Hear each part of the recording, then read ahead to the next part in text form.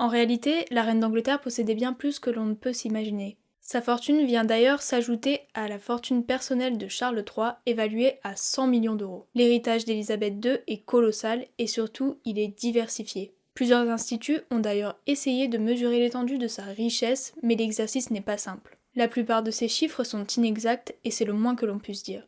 Entre son portefeuille d'actions, sa collection de timbres, ses propriétés, ses bijoux et sa collection d'œuvres d'art, la fortune de la reine d'Angleterre est bien plus importante que l'on ne peut s'imaginer. Et c'est son fils qui va en hériter d'une grande partie. Au cours de ses 70 années de règne, la reine Elisabeth II aurait accumulé une fortune personnelle d'environ 30 millions d'euros selon le journal anglais Sunday Times. Une partie de sa fortune serait gérée par le gouvernement et l'autre à titre privé. Ainsi, tout naturellement, une partie de cette fortune revient de droit à Charles III.